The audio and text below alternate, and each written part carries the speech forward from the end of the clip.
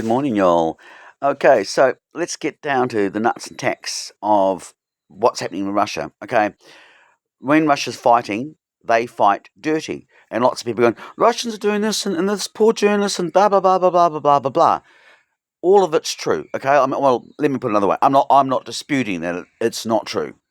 However, what I am saying to people is like, duh, let me guess. Let's have a look at history here. France started shit with Russia and went into bad shit to Russia. So Russia turned around and made sure it did bad shit to the French, all the way back to kicking their asses out, all the way back to France. Maybe that's about 200 years ago. And then about 80 years ago, Nazi Germany started doing bad shit with Russia, and the Russians really got in and started bad shit to the Germans all the way to Berlin. 34 million atrocities, I think, actually, how they managed to chalk up against the Germans at the end of it. And again, we come down to around about the 90s, and let's go on the 90s. Let's go to post 2022. So, two cases, France and Nazi Germany, doing bad shit to the Russians, and now everyone's losing their shit because the Russians are doing bad shit to them. Because could it be possibly because we started this bad shit? No. Russia invaded Ukraine in 2022. Naughty, bad Russia, bad Russia. Some of you guys need to stop paying attention to getting your information solely from your drip-fed algorithms, which largely feed you the mainstream media. And when I say mainstream media, I mean what's on the 6 o'clock news today, what's been blamed out at the radio at you this very moment according to the narrative. Because quite often when you actually look at mainstream, in the context of the New York Times or whatever, you actually find that a lot of the time, once you study history, actually what's been reported now is actually contradicting the known facts. And the actual fact of the matter is, this is third time lucky. Remember we talked about Napoleon, we talked about the Nazi Germany? Guess what? It's the third time around the West started to do bad shit to Russia. Now, boys and girls, let's say it all together. What happens when you do bad shit to Russia? That's right, they do bad shit back to you. Because that's the idea is they go, you know what? Let's do bad shit to the people that come and do bad shit to us, because then the word will get out that you don't pick on Russia, because you try to do bad shit to Russia, then Russia do really bad shit to you. And unless you're dumb or stupid or insane, you won't be doing bad shit, because word get out. Not good to be picking bad shit with Russia. I'm not quite sure about that accent, but you get my basic point. And this is pretty much the problem, is that most of the people are looking at the algorithms now and they think they really only know the issue from 2022. And that's the information, the narrative, the source of information they're getting from are from organisations that really don't have a good track record. Now let's have a look at the situation, okay? How many times has Russia actually invaded anybody since World War II apart from the Ukraine? Afghanistan, okay, we'll give him that one. Maybe a few cases in the Balkans. Actually, let's focus on those Balkan cases. In fact, before we do, let's also remind everybody that in the category of who did the most bad shit, I think America wins that one hands down. Remember a little thing called Southeast Asia, Laos, Cambodia, Vietnam?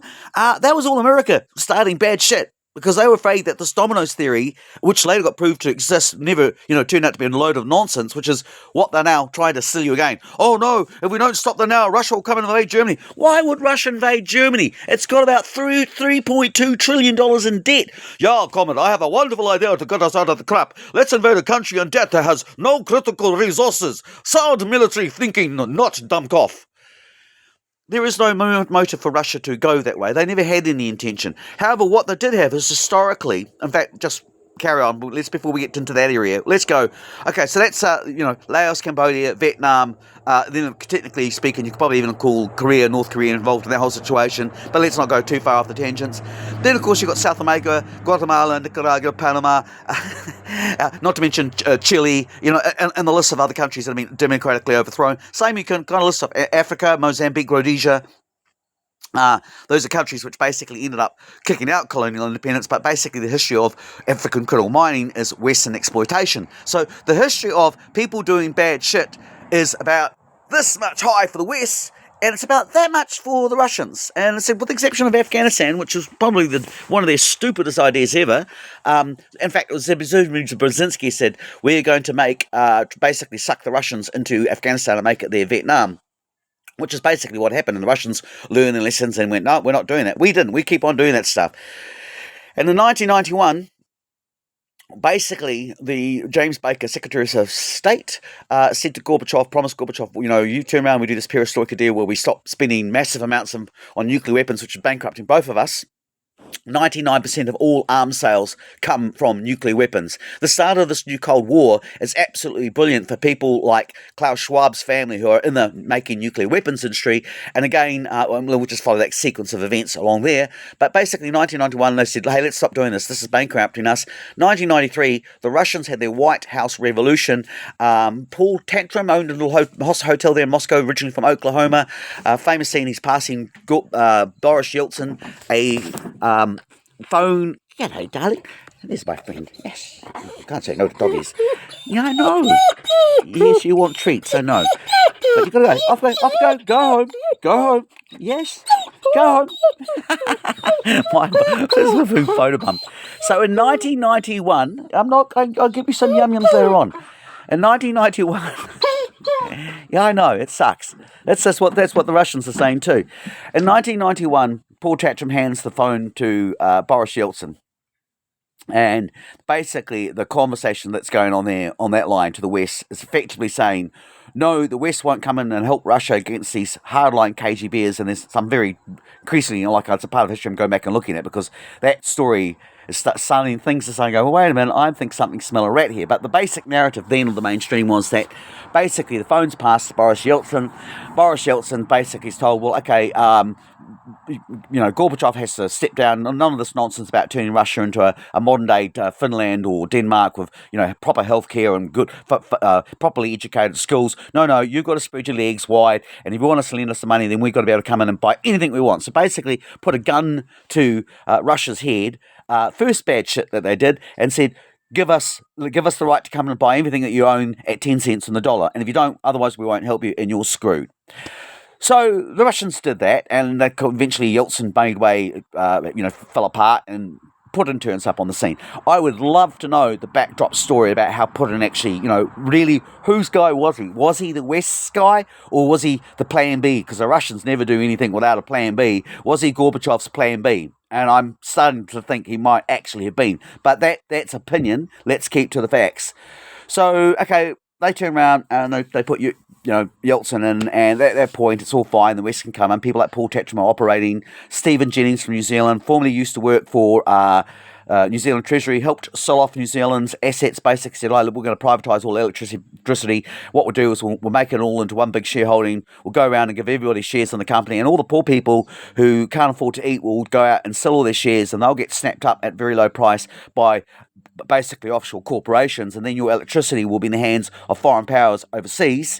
And basically that's what's happened to New Zealand. So Paul Jennings, who had left in New Zealand Treasury, having helped sell off New Zealand Telecom and New Zealand Railway to Faye Richwhite, who after the Winebox inquiry, which was a deal about dodgy money being laundered through New Zealand, which was very much like the Paradise Papers and the Panama Papers beforehand, which shows all this dodgy money going for these New Zealand and Pacific banks set up by the American sort of CIA types in the 1970s and the 1980s, not money being sucked out of Russia and then going back to build mansions for Russian oligarchs in Moscow. No, it was all actually multiply, 90% of it was ending up in New York banks, which was then being used to fund basically a series of revolutions throughout, Ukraine, Georgia, all these various different protests which were made like, we're getting rid of the old communist guy, we're bringing in the West, who immediately turned around and let all those countries basically adopt a free market areas, so they sold off all their public assets. So that's why 90%, I think it's 90%, 79, I think it actually might be 79% of all the arable land in the Ukraine today is now owned by foreign corporations, of which the largest is actually China. They own the bulk of the arable land, and that's something that we should really be considering when we think that China's on Russia's side. I'm not so sure on side. It's a question of which China, because there's kind of two Chinas. There's the China that wants to kind of keep things back in the more towards the Mao Zedong days, which is kind of a little bit bad for the Chinese people, I'm afraid to say, in terms of quality of life and freedom. But the other option is you got your corporate China that will basically end up kind of merging with our kind of friends like BlackRock and so on. So you have these big, huge multinationals that just want everything and suck everything actually up. So anyway, These were being used. So in places like the Ukraine, for example, in 2013, the Russians were offering the Ukrainians a very, very cheap loan, access to cheap gas, as long as they would stay out of the European Union, which basically was being regulated so that the private companies could buy up everything. That's what Jacinda Ardern was doing, literally, for Tony Blair when she worked for him, selling Rogernomic-style government, what they call the third way in the UK, and saying that public-private privatisation was really, really good idea, because basically the privates got to use public money and then suck it all actually out, and then end up basically leaving nothing but a husk. Not really a good partnership, but that's what Tony Blair sold, the New Labour was all about, and that's what Jacinda was actually all about, helping him spin these basic lies. That's what her job was. She was a public relations. So nothing to do with socialism. So all these right-wing people saying Jacinda's a dirty socialist, they don't really understand what she was doing or what her role is, or actually how that fits into this whole neoliberal model. So they were doing all this stuff, and all this money was being sucked out of the former USSR. You had people like Stephen Jennings going in and buying the Bolshevik biscuit company worth $3 million. He bought it for $240,000, and all this stuff was going on. And Russia was rapidly losing its assets and its resources, because they were all being pumped out as well into Western banks, largely propping up countries like Germany, which are, like I said, $3.2 trillion in debt, because they've already bought into this neoliberal thing, which is going around sucking the entire world dry. And pretty much will, only what else is left to feed on like a vampire? Oh, look, there's USR. They've got all these assets that we can suck our teeth into. So they kind of did turn around to that, and New Zealand, at least, a few of the people helping them became billionaires, and these were just described as Putin's friends. Even though, again, very clear, very, very clear. People like the Paradise Papers and people like Nikki Hager, they go on about Russia this, but it's like the money trail. Actually, those oligarchs, most of it doesn't go back to Russia. It goes back to those New York banks. That's your breadcrumbs. Doesn't go to the Kremlin. It goes to New York. So and those Paradise Papers point out, actually, the only one that they got a direct breadcrumb to is actually Zelensky's people. Yes, there are people around Putin that he pulled in, used to consolidate his power, climb up. I'm not saying he's a good guy either, by the way. I'm saying, yes, we totally recognise he's doing bad shit, but in the context of why he's doing bad shit, he's following that Russian model. Don't start bad shit, we won't. You stay on your side of the playfield, we'll stay on our side of the playfield. You haven't? Okay, now we're going to come in and put the hurt locker on you. So, all the stuff is going on. New Zealand's coming along. We've got the America's Cup taking place. We've got Russians turning up here in New Zealand, and they're going, oh, yeah, that's fantastic. Oh, yeah, this isn't wonderful to have more Russians coming and buying up our private resorts and buying into our water, because that's what they were doing. And then, of course, that was all fine. All 2014, nobody was asking questions. The media was just loving the fact that these billionaires would dare come down and spend time in New Zealand, because we're sort of that kind of cringeworthy when it comes to, oh, somebody famous wants to come to New Zealand. Quick, let's put it on the front page.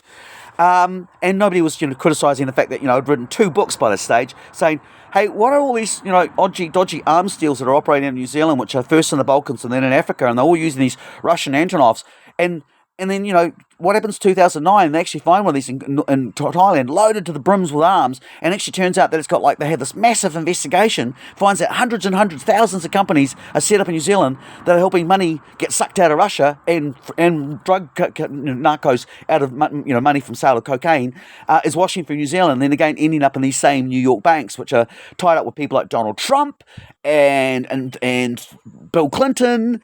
And the Clinton Initiative. There's that very, very famous picture, of course, where there's Donald Trump, Mike Wallace, and John Towers, who's the secretary, or who would have been the Secretary of Defense in New York. And, all those people, that's when John Towers was the mentor to Mark Thatcher, who was working for Mark Rich, helping basically effectively do this oil for guns deal, which again happened during the Gulf War in 1991. We turned around and had an illegal first of all, Saddam invades the first Gulf War invasion. Basically, he's not allowed to export any stuff. Sanctions are put on him, but certain sanctions are allowed for humanitarian purposes. And then what basically we then discovers is that UN aid, which is headed by a New Zealand guy, David Mace,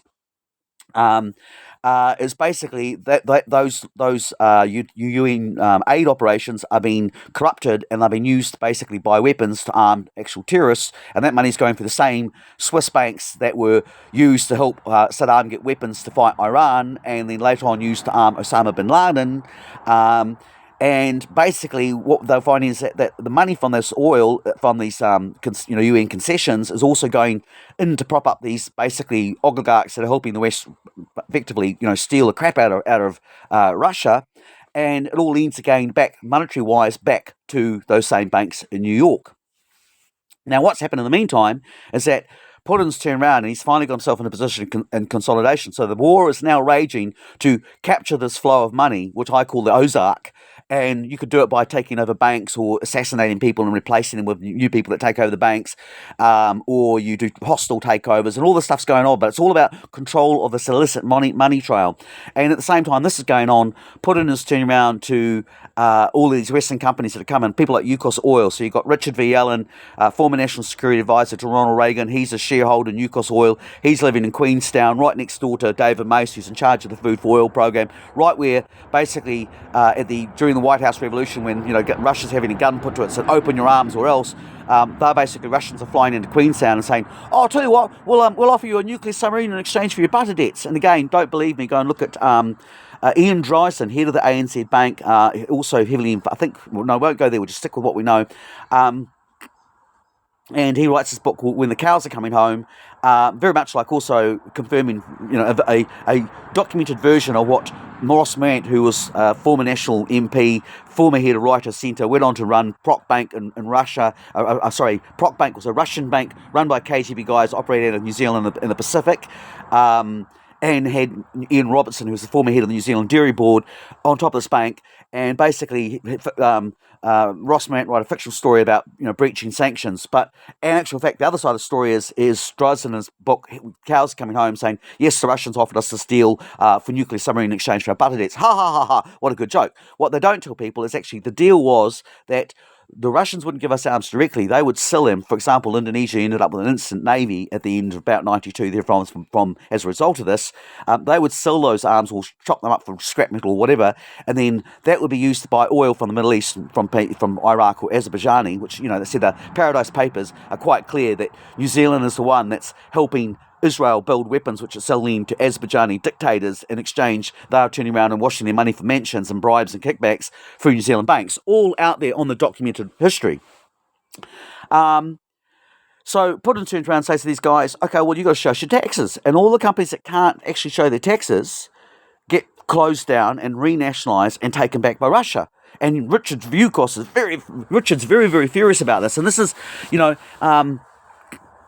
this is happening in 2000. In the meantime, of course, a little bit earlier, happening around about 97, is America's also claiming we want the first strike capacity. So we want to be able to, we want to nuke anybody we want, and so that's how we reserve that right, and we need to, because there's all these countries out there that are proliferating building nuclear weapons. So America's got to have an excuse to build nuclear weapons, because 99% of all the arms that are sold come from nuclear weapons. And so when we turn around, we look at things like, for example, Paul Van Heeren, who's running a couple of companies that are actually helping countries like South Africa get parts that you need for nuclear weapons. And again, we're finding companies like New Zealand Aerospace are doing deals in North Korea. And people don't really pay much attention to New Zealand Aerospace, but it's a very dodgy company. They're also in the company that's involved in making rainmaking technology, which they're supplying with Thailand recently, the same country, by the way, where all those big Russian Antonovs were found that led to this big, massive money trail. Which, that money trail confirmed everything I wrote in State Secrets 1 and State Secrets 2, but the Western media never want to talk to me about that, because pretty much, they dismiss it, but the Paradise Papers actually vindicate everything that I'm saying, right down to even companies like WellNet Holdings. WellNet Holdings was a company used for basically selling off precious metals, and metals used such as Osmium-180, which was, again, a substance that Proc Bank dealt with, and one of the substances that was found by the cartel that was, blabbed on by the Russians in Switzerland and exposed in the early 90s, where they were sort of telling these friends of the Western intelligence, stop stealing our nuclear material or your ferries will start sinking or people will start falling out of windows. Which is, as I said, Russians do bad shit to people who start bad shit with them. So this is all happening around about 2018. He's saying, show us the books. And then 2013, Russia offers a big cheap loan to Ukraine, saying, and I guess the context is also, of course, is that those nuclear proliferation that the West is supplying is giving the West the excuse to claim first options, which is, again, not making the Russians feel very, very good about the fact that it's not just that these countries that are now having coup d'etats and then putting in governments that welcome in NATO, but they're also welcoming them in tactical nuclear weapons, which are, unlike ICBMs, which are intercontinentals, which can actually be, relatively easily or comparatively blocked. Tactical nuclear weapons, especially ones that are, running on hypersonic technology, kind of like what we're helping develop at Rocket Lab, the factory next door to the America's Cup in Auckland, and obviously launched at Mahé Peninsula. Is happening with gains funded by Faye Richwhite, the people involved in the Winebox inquiry before they disappeared off to Switzerland.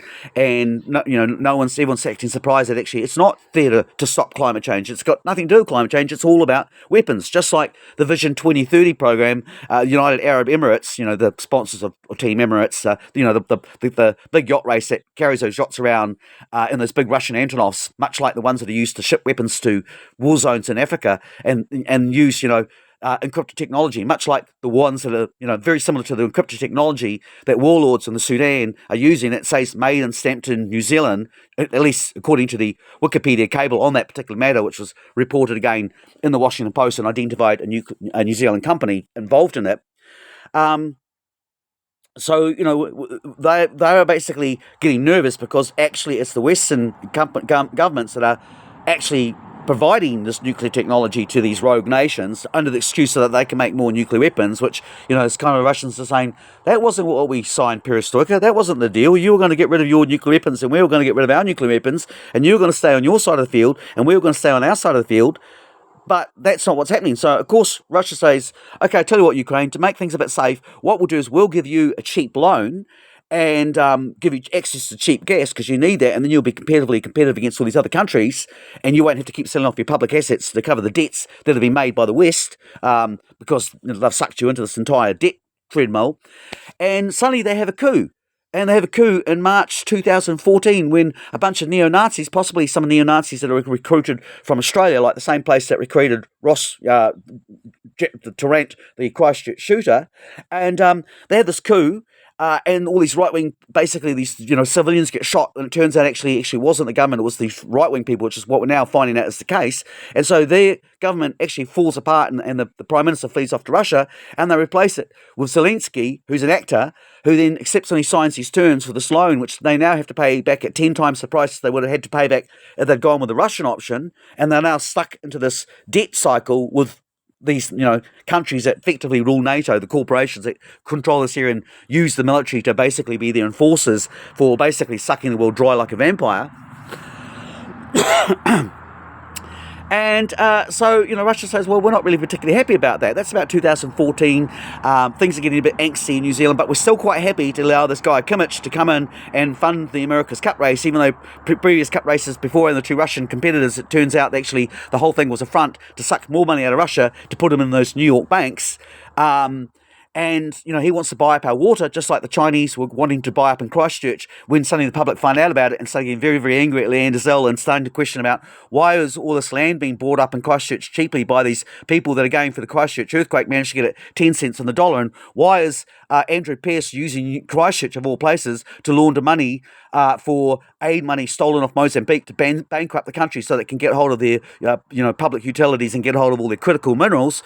People are starting to ask questions, and suddenly this neo-Nazi from Australia comes along and carries out a shooting and kills 51 people in the mosque in Christchurch at the same time that they set up a charity, actually the charity set up in 2017 called the Christchurch Foundation, which then is used as a vehicle to donate money to all those people that are killed in the Christchurch shooting, except for, oddly enough, some of the people in the mosque start saying, we're not seeing any of this money. And it turns out that actually the chief guy in charge of it, which was Humphrey Rolleston, the guy that was in charge of South Gallery Finance, the company that fell over, I think it fell over a year after I wrote my book, when I went into the headquarters of South Gallery Finance, the Scales House trading opposite King Edward's Barracks, where I used to go and train to do counterinsurgency and counterterrorism exercises and normal military exercises as part of the artillery, and then actually no, they knocked it down by the time I went over to infantry. But it was right across me, and I went into the foyer and took all the photographs and started looking at these buildings. Like, you've got companies like Zato who are involved in running these boats that kind of like they'd buy these Russian fishing boats, would go out and do this fishing, and then they'd come back in and rack up huge fees, and then the company would fall over, and the boat would be resold, and the same thing would happen, 3 or 4 times. But on the other side of it, Zeta was also involved in basically selling, getting hold of materials that you use to build nuclear weapons, and it also had some very, very interesting shipping connections linked to arms from its days back in the World War II, as well as they had South Carolina helicopters, which was actually linked back to the Nugan Bank in Australia. Some of these banks that were set up by the CIA in the Pacific in the 70s and 80s that would later be used to launder that money stolen out of Russia, during the 90s and the 2000 periods, that made Putin very, very angry and upset. And yes, he did go along with it, but he said it was about part of the game, getting into consolidation. And then once he was in, then he turned around and made them open up the textbooks. So it turns out again that South Carolina Refinance has got all these. You go and look up. I think it's South American ferrous metals, and it turns out that Alan Hubbard had heard all these. And by the way, it's interesting. Alan Hubbard dies in a crash because he's the only one that he realizes something's dodgy, and he's going back in to help the people at South Carolina Refinance because everybody else, the major shareholders, have pulled out a year before the company fell over because its assets have been overvalued, and all these companies like Helicopter New Zealand will get sold off to International Petroleum and etc. and sold off to these big, just like Briley's, they all got carved up. All these rich boys of the 80s and 90s that we all fell over and worshipped because, isn't they wonderful? They're bringing America's cups to us. Aren't they brilliant? It's a trickle-down effect. Except for they all got conned, and now most of their assets are now actually owned by Chinese, basically, corporations, and they're largely forgotten about. But in case of Alan Hubbard, he tried to go back and rescue it, and then he had a car accident, and I've got the pictures of the prints where there's only one set of brakes, and interestingly enough, the guy that actually had an accident with him, a head-on accident that killed him, according to the MS version. He had an accident a few years later, and he managed a guy, petty criminal, didn't have much money, and suddenly he's just crashed a car worth $250,000. Wow, he got rich really quickly. I'd love to know how that happened. It's a puzzle. But anyway, Alan Hubbard's got all these companies to South American companies, and when you look at the shareholders, they're actually very much linked into these same far-right Tory people that were doing these deals of basically helping plunder Russia and also plunder Africa. And I kind of do a lot of exposure about how dodgy the Christchurch Foundation is, including the Tel Aviv Foundation, which is a partner to the Christchurch Foundation. And suddenly somebody pays attention and they have an audit and they're like, oh, I don't think we should do anything more with these companies because they aren't giving us any transparency. And apart from the 11 million, which we don't know where that's actually gone, this is a charity that's been set up for like nearly, I think it would have been through 2 years by that stage, and it hasn't managed. It's never managed to make. It doesn't matter how much money you donate to it. It manages that money seems to be about the same amount that its costs occur. So it's actually not a charity, even though because of the tax laws that John Key passed, that they now can get through. They get a 33% rebate on all the money that's donated to them for doing good things, but they never get to do any good things because their operating costs are as high as the amount of money gets donated to them every single time. And then the $11 million that we get donated to them disappears, and nobody knows where it went. And meanwhile, I've written 2 books dictating this Cold War operation, which was basically about starting shit with the Russians. And that's, for years I was going, why are they doing New Zealand? What's this? Why is all this money being picked through? But it was all part of this whole program about creating this pretext so they could actually go eastwards. And we, as part of the Five Eyes network, were heavily involved in it.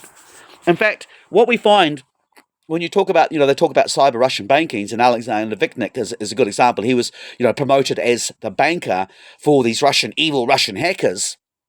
But in actual fact, there's more than 200 of his companies, according to the Paradise Papers, are actually registered here in New Zealand, and from 2003 to 2010, multiple of them set off bank alerts, which were then pinged up the road to Five Eyes, which actually didn't do anything. And they didn't do anything until Cameron Ortis, who was the chief spy guy in Canada, sent, when they found out that all this money was being laundered from New Zealand after the big Russian Antonov was found in Thailand, they sent in this Canadian whiz kid, Cameron Orton, to find out where the money was going.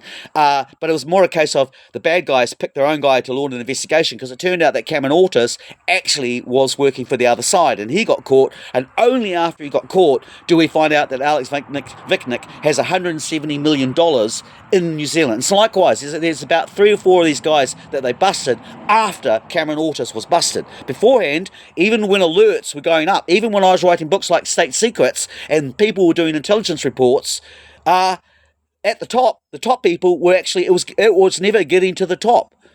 And that's why you have to ask yourself why all the people in the Royal Canadian Police are saying, who the hell was protecting Cameron orders? Because we told them about it, and yet they didn't do anything. And now he's like claiming that he was running a secret operation, which he may very well have been, but if that's the case, he's been sold out because the people above him have made sure that it doesn't get to them. And these are the guys that basically are kind of have sucked us into a war, which of course makes ultimately the end result is we're back in the manufacturing nuclear weapons, which give the arms dealers like Klaus Schwab, his family, which that's what they were involved in. That's their family business, was helping create nuclear weapon parts. They get to start making 99% of the arms deals. That's a lot of money. They don't want a world where there are no nuclear weapons, so they want to start bad shit. But unfortunately, they started bad shit with the people who are famously good for being really bad when you start bad shit with them. So yes, Russia is doing bad shit. Putin is not a nice guy, but he is not. We're not owning our blood in it. And every time turns around and talks about the genocide of what's going on, everyone talks about violence that Russia's up to. Look at the genocide in the Sudan. Look at the violence. Look at the genocide in the Yemen. Look at the genocide happening in Africa. That's all happening with New Zealand's assistance. Okay, when Helen Clark, the ambassador of Team Emirates, smashes a champagne bottle over the America's Cup boat right next to the rocket lab, she's actually smashing the bottle, saying, "Yeah, Five Eyes, keep going, go ahead, keep going, doing it. Yeah, let's keep murdering people in the Yemen because the Emirates is doing it, and that's what we're doing by accepting the Team Emirates sponsorship of Team New Zealand."